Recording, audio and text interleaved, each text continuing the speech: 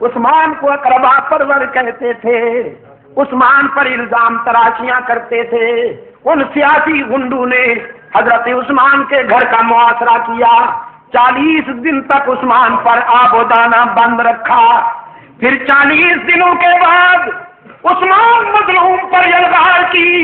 حضرت علی رضی اللہ تعالی عنہ حضرت عثمان کے پاس آتے ہیں، کہتے ہیں عثمان اب آپ کی مظلومیت برداشت نہیں، آپ امیر المومنین ہیں، ہم آپ کی حکم عدولی بھی نہیں کر سکتے، آپ ہمیں اجازت دیجیے کہ ہم ان گنڈوں کو ٹھکانے لگا دیں، یہ مٹھی بھر شرپسند ہیں، تخریب کار ہیں، اجازت دیجیے۔ عثمان سب کچھ سننے کے بعد فرماتے ہیں علی میرا ضمیر گوارا نہیں کرتا کہ میری وجہ سے خون ریزی ہو اور مدینے کی گلیاں انسان کے خون سے سرخ ہو جائیں۔ حضرت علی فرماتے ہیں امیر المومنین کتنے دنوں سے آپ کو بھوکا رکھا گیا ہے، پیاسا رکھا گیا ہے؟ عثمان فرماتے ہیں علی بھائی آج تو پیاسا نہیں ہوں، آج تو سارے دکھ دور ہو گئے۔ آپ کے آنے سے کچھ دیر پہلے غنودگی کی کیفیت تھی، بے خودی کا عالم تھا، خواب میں رحمت للعالمین مسکراتے ہوئے ملے۔ رحمت عالم صلی اللہ علیہ وسلم نے فرمایا عثمان 2 راستے ہیں، ان میں سے ایک چن لو۔ ایک راستہ یہ ہے کہ اپنے دشمنوں کے لیے بد دعا کرو، وہ ہلاک ہو جائیں، زمین پھٹے گی اور غرق ہو جائیں، اور دوسرا راستہ ہے صبر والا، دوسرا راستہ ہے صبر والا، پہلا راستہ ہے جذبات والا اور دوسرا راستہ ہے صبر والا۔ تو اگر صبر کرو، روزہ رکھا ہوا ہے آپ نے، افطاری ہمارے ہاں عالم برزخ میں آ کے کرنا۔ حضرت عثمان نے فرمایا میں نے اپنے آقا سے کہہ دیا ہے حضور میں دوسرا راستہ پسند کرتا ہوں، صبر کروں گا۔ آپ دعا فرمائیں کہ اللہ مجھے صبر کے مرحلے میں کامیاب کر دے۔ رحمت عالم صلی اللہ علیہ وسلم نے سینے سے لگا لیا۔ حضرت عثمان فرمانے لگے میرے سینے پر حضور اکرم صلی اللہ علیہ وسلم نے پیار کا ہاتھ رکھا، ساری پیاس دور ہو گئی، میں اب تک دل کی گہرائیوں میں حضور کے ہاتھ کی ٹھنڈک محسوس کر رہا ہوں۔ اور فرمانے لگے علی میرے آقا نے فرما دیا ہے کہ آج افطاری حضور کے دسترخوان پہ ہونے والی ہے، نظام کائنات درہم برہم ہو سکتا ہے، میرے آقا کا اشارہ غلط نہیں ہو سکتا۔ صبر کروں گا، آپ بھی صبر کیجئے۔ نماز عصر پڑھی، لباس بدلا، قرآن کو سامنے کھول کر بیٹھ گئے۔ بڑی تختی والا قرآن کریم تھا، چمڑے کے اوراق پہ لکھا ہوا۔ قرآن کریم کی تلاوت شروع کر دی۔ پہلے پارے کی آخری آیتیں تلاوت ہو رہی تھی کہ قاتل دیوار پھاند کر اندر آ گئے۔ حضرت عثمان کے سینے میں انہوں نے سلاخیں اتاری، داڑھی مبارک کو پکڑ کر نوچا، سینے میں سلاخیں اتاری، گھائل ہو کر حضرت عثمان کے سینے سے خون کا فوارہ نکلا۔ قرآن نے اپنے ورقوں میں محفوظ کر لیا۔ قرآن کے ورقے خون عثمان سے رنگین ہو گئے، اور پھر جب گھائل ہو کر گرے تو عثمان قرآن ہی کے دامن میں جا گرے۔ عثمان نے قرآن کو اور قرآن نے عثمان کو سینے لگا کر یاری پکی کر لی نا۔ حشر کے میدان میں شہداء جب اللہ کی عدالت میں پیش ہوں گے، کسی شہید کی شہادت کی گواہی ریت کے ذرے دیں گے، کسی شہید کی شہادت کی گواہی تلوار کی دھار دے گی، کسی شہید کی شہادت کی گواہی خنجر دے گا، کسی شہید کی شہادت کی گواہی خون گریبان دے گا، تیر و کمان دے گا، عثمان وہ مظلوم ہے، اس کی شہادت کی گواہی اللہ کا قرآن دے گا۔ عثمان نے جان دے دی لیکن قرآن کا دامن نہ چھوڑا۔ اطعام الجیان وکسوۃ العریان وتلاوۃ القرآن، تین چیزیں عثمان نے بیان کی۔ فقام علی بن ابی طالب رضی اللہ تعالی عنہ فقال صدقت یا عثمان، حضرت علی کھڑے ہوئے، فرمایا عثمان آپ نے سچ کہا ہے۔ پھر اپنے قائد کی طرف دیکھتے ہوئے عرض کیا وحبب الی من الدنیا ثلاث، اللہ کے محبوب مجھے بھی تین چیزیں بہت پسند ہیں۔ رحمت عالم صلی اللہ علیہ وسلم نے شفقت کی نگاہوں سے اپنے پیارے علی کو دیکھا، فرمایا علی بیان کرو تمہیں کیا پسند ہے؟ عرض کیا الخدمت للضعیف والضرب بالسیف والصوم فی الصیف، مہمان کی خدمت کرنا بھی بہت پسند ہے، راہ حق میں تلوار چلانا بھی بہت پسند ہے، اور شدید گرمیوں میں روزے رکھنا بھی بہت پسند ہے۔ مہمان آ جائے میرے گھر میں تو جی چاہتا ہے جو کچھ گھر میں ہو دسترخوان پہ رکھ دوں، میدان کارزار میں جی چاہتا ہے کہ کفر کی صفیں الٹ کے رکھ دوں، اور شدید گرمی میں اللہ کو راضی کرنے کے لیے روزے رکھ کر اپنے نفس کو مغلوب کرنا بھی میری چوائس ہے اور میرا ذوق ہے۔ علی کے روزے کھجور کا دانہ پانی پی کر سحری کر لی، ورنہ حضرت علی رضی اللہ تعالیٰ عنہ کی افطاری کا یہ عالم ہے۔ افطاری تیار ہو رہی ہے، نان جمی تیار ہو رہا ہے، سیدہ فاطمہ کے ہاتھ روٹیاں بنا رہے ہیں۔ افطاری کا وقت قریب آ گیا، ایک ایک روٹی سب کے آگے رکھی ہے۔ باہر دستک ہوئی، انا ابن السبیل، مسافر ہوں، سوالی کی آواز آئی۔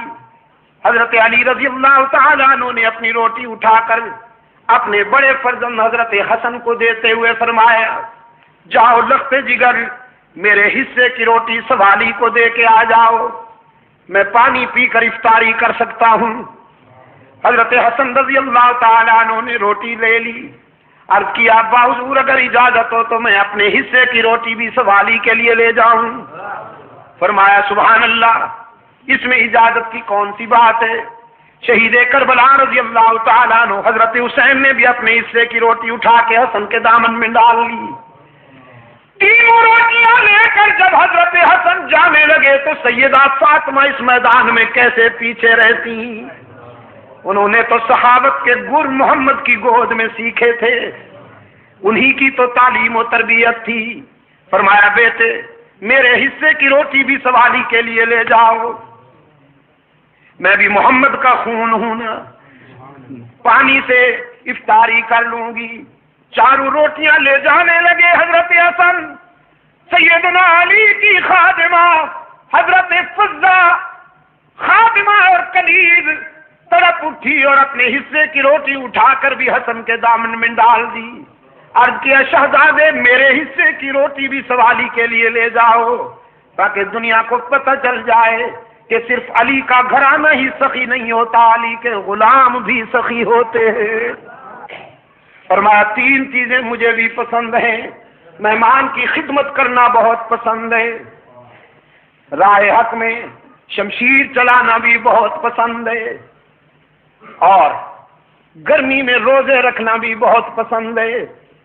ابن حجر اسقلانی لکھتے ہیں فَبَيْنَاهُمْ إِذْ جَاءَ جِبْرَائِیل، یہ باتیں ہو رہی تھیں کہ جبرائیل امین آ گئے۔ فَقَالَ أَرْسَلَنَا اللَّهُ تَعَالَى لَمَّا سَمِعَ مَقَالَتَكُمْ، اللہ کے محبوب یہ مذاکرہ فرش پہ ہو رہا تھا، اللہ نے مجھے عرش سے بھیجا ہے کہ میں بھی اس مذاکرے میں شامل ہو جاؤں۔ تین چیزیں اپنی بھی بیان کرنے آیا ہوں اور تین چیزیں اللہ کی پسند کی بھی بیان کرنے آیا ہوں۔ فرمایا ان کنت من اہل الدنیا، اگر میں دنیا والوں میں سے ہوتا تو پھر سنیے تین چیزیں میری بھی پسند کی ہیں۔ ارشاد الضالین، گم کردہ راہوں کو سیدھے راہ پہ ڈالنا پسند ہے، جن سے راستہ کھو جائے انہیں صراط مستقیم پر لگانا پسند ہے۔ ومعاونۃ اہل عیال الموسرین ارشاد الظالین، ومعاونۃ اہل عیال الموسرین والحب للغرباء القانتین۔ تین چیزیں بہت پسند ہیں، گمراہوں کو راہ راست پہ لگانا، اور ان غریبوں سے دوستی کرنا جن کی جیب تو خالی ہو لیکن ضمیر محفوظ ہو۔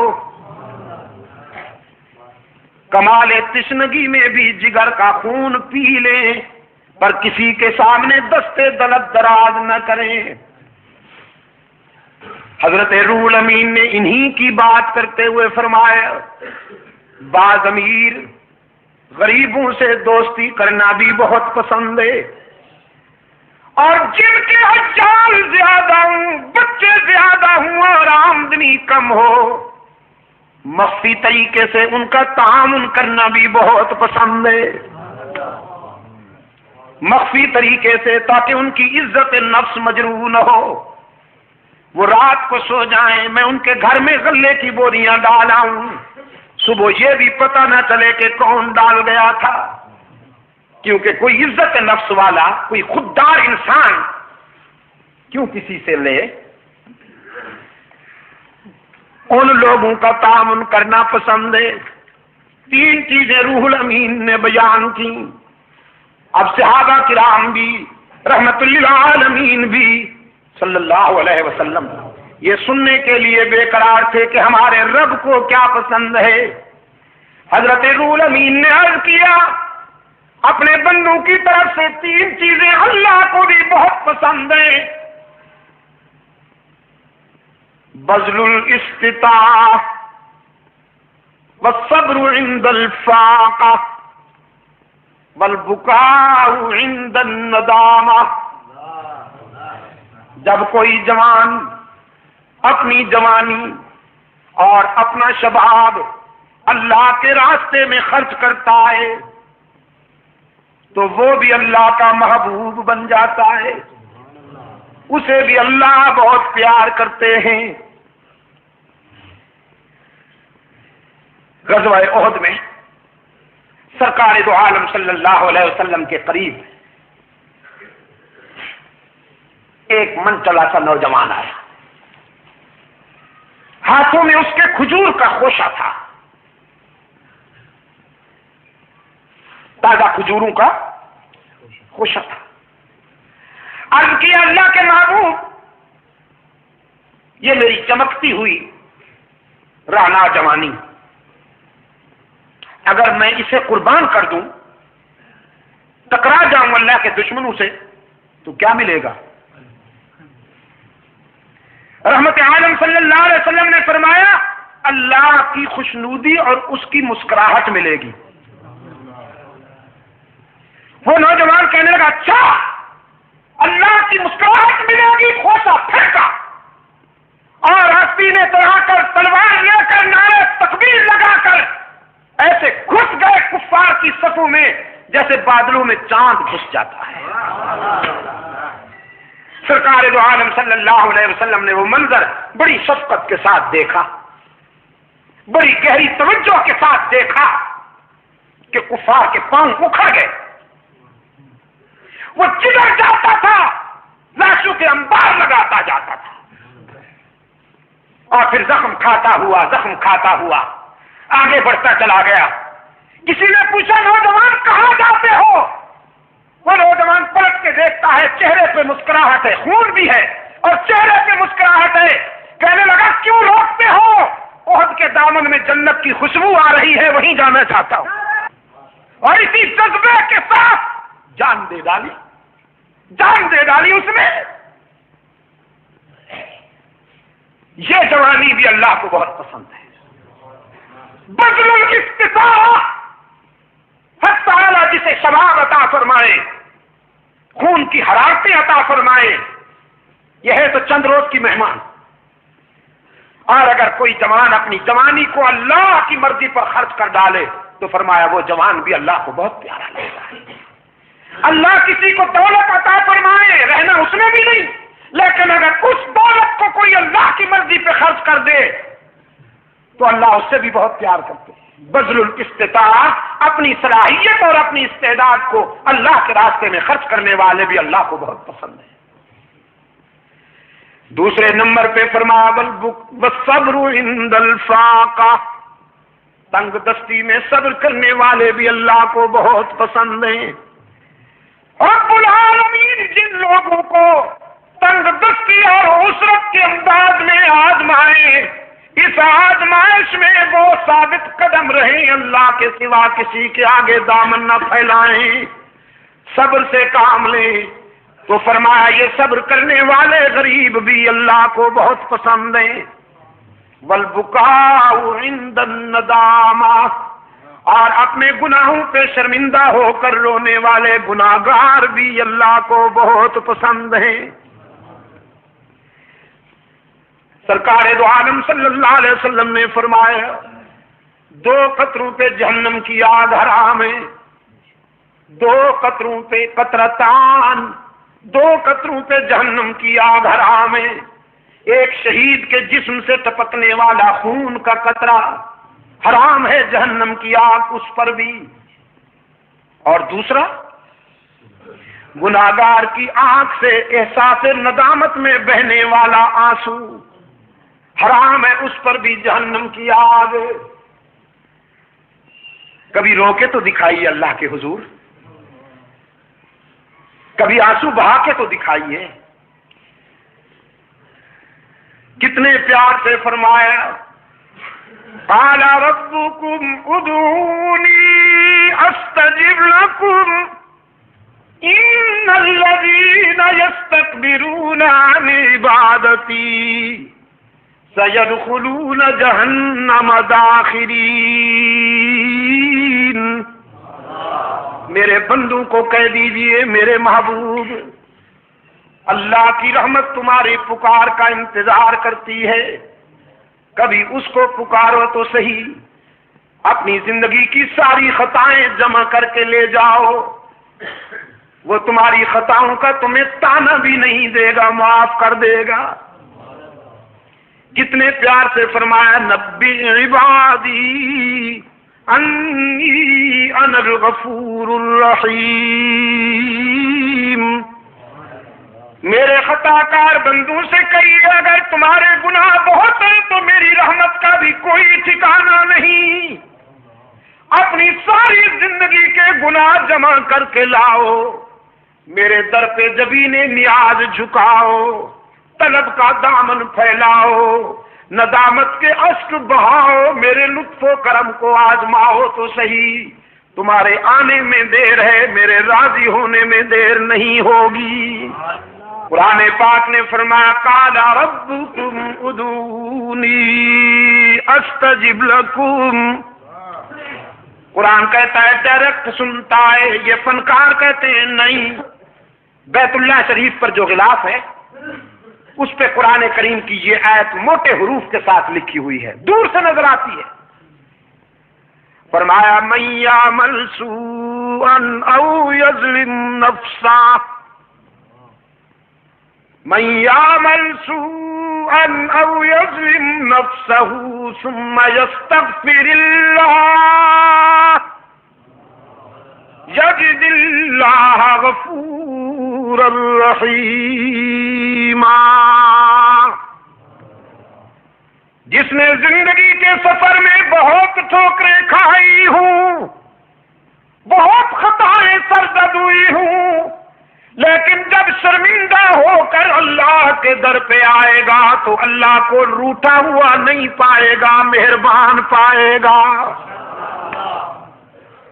بیت اللہ میں آنے والوں کے لیے سب سے پہلے غلاف کعبہ یہی اعلان کرتا ہے تم اپنے ناراض رب کے پاس نہیں آئے ہو، مہربان رب کے پاس آئے ہو۔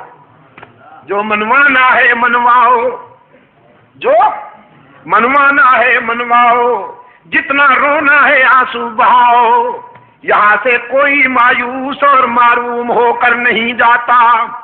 دنیا والوں سے مانگا جائے تو ناراض ہوتے ہیں، نہ مانگا جائے تو خوش ہوتے ہیں، لیکن رب العالمین کے دربار کا ضابطہ یہ ہے جو نہ مانگے اس سے ناراض ہوتے ہیں، مانگنے والوں سے خوش ہوتے ہیں۔ فرمایا اذا سألک عبادی انی فانی قریب، میرے محبوب، میرے بندے آپ سے جب میرا پتہ پوچھیں کہ رب سے ملنا ہے کہاں ملے گا تو بتا دو انہیں انی قریب، میں تو تمہارے قریب رہتا ہوں۔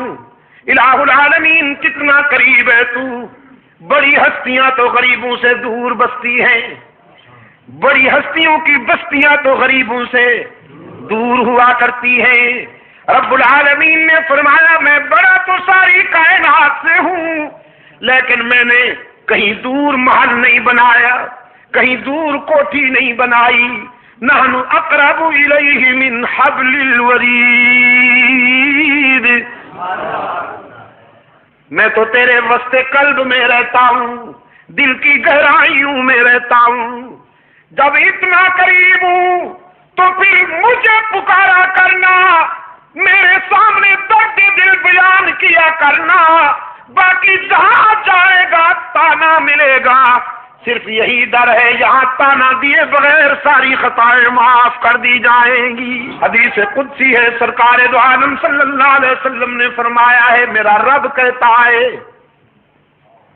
جب کوئی بوڑھا گناہگار میرے در پہ روتا ہوا ہے، جس کے نامہ اعمال میں ایک بھی خوبی نہ ہو، ساری زندگی بغاوت میں گزار دی، شباب کا نشہ تھا، جوانی کا غرور تھا، دولت کی مستی تھی، برادری اور پارٹی کی ترنگ تھی، رگوں میں گرم گرم خون کی روانی تھی، بغاوت میں زندگی گزار دی۔ لیکن اب زندگی کی شام ہو گئی، آنکھوں سے بینائی چلی گئی، کان سے سماعت چلی گئی، زبان لڑکھڑانے لگی، دماغ شل ہو گیا، کمر جھک گئی، ہاتھوں پاؤں میں لرزہ طاری ہو گیا، بالوں میں سفیدی اتر آئی، بیماریوں نے یلغار کر دی، معدہ کچھ ہضم نہیں کرتا، اور سب سے بڑا المیہ جیب خالی ہو گئی، اولاد برباد کر گئی، لوگوں نے بھی نگاہیں پھیر لی۔ ساری دنیا سے ٹھکرایا ہوا یہ بوڑھا نشان عبرت بن کر اللہ کے در پہ آتا ہے اور خالی ہاتھ آتا ہے، اللہ کے حضور آ کر اشک بہاتا ہے کہ تنگ دستی کے جو عالم میں گھبراتا ہوں۔ یہ بھی کسی کی قسمت ہوتی ہے کہ وہ اپنے در پہ بلا لے۔ تنگ دستی کے جو عالم میں گھبراتا ہوں، پردرے غیر پہ جاتے ہوئے شرماتا ہوں، ہاتھ پھیلانے میں محتاج کو غیرت کیسی، شرم اتنی ہے کہ بندہ تیرا کہلاتا ہوں۔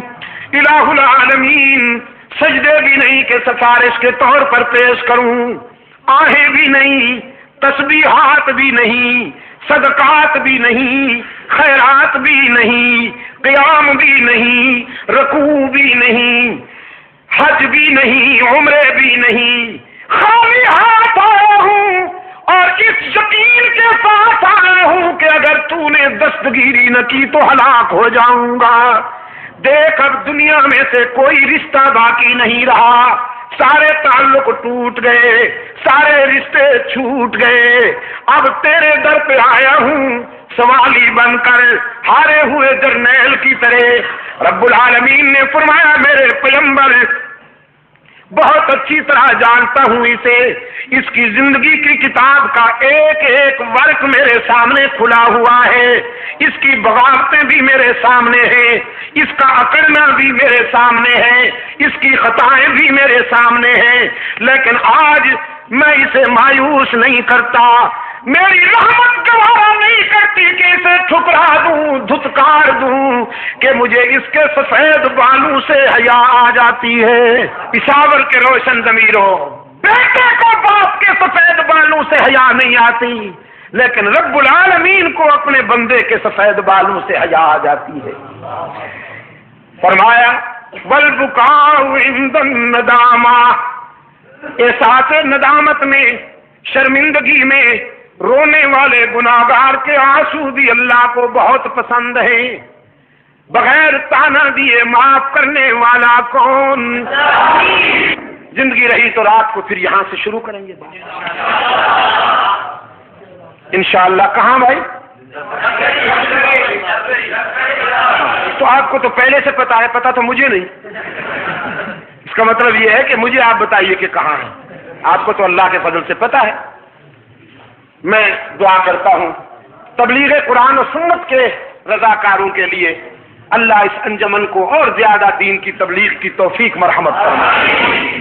آپ تمام دوست بھی یہاں جس اخلاص کے ساتھ شرکت کرتے ہیں، موسم گرم ہو یا سرد، آپ گرم ہی گرم ہیں، اللہ آپ کو بھی جزائے خیر عطا فرمائے۔ یقین فرمائیے کہ رات میرے دل کی گہرائیوں سے آپ کے لیے دعا نکلتی رہی۔ جس شدت کے سرد موسم میں آپ چل کر وہاں آئے تھے، یہ آپ کا اخلاص ہے۔ میں نے وہاں تو ہار نہیں مانی، اوپر اوپر سے کہتا رہا کہ بس میں ٹھیک ہوں، آپ کو سردی لگ رہی ہے۔ اصل بات یہ تھی، یقین فرمائیے کہ ہونٹ کپ کپا رہے تھے، مجھ سے بولا نہیں جا رہا۔ یہ تو میں اوپر سے روب جما رہا تھا کہ تم سردی میں سکڑے بیٹھے ہو۔ سردی جتنی مجھے رات محسوس ہوئی اللہ جانتا ہے، لیکن آپ جس اخلاص اور حدت جذبات کے ساتھ تشریف لاتے ہیں، اللہ کا قرآن اور رحمت عالم صلی اللہ علیہ وسلم کی شان اور فرمان سننے کے لیے، صحابہ و اہل بیت عظام اور اولیاء کرام کی عقیدت و محبت کے جذبے سے آپ تشریف لاتے ہیں، اللہ آپ کی دنیا اور آخرت کو کامیاب بنائے۔ میں اپنی بات آپ تک پہنچاؤں گا، اللہ آپ کو احقاق حق اور ابطال باطل کی توفیق مرحمت فرمائے۔ وآخر دعوانا ان الحمد للہ رب العالمین۔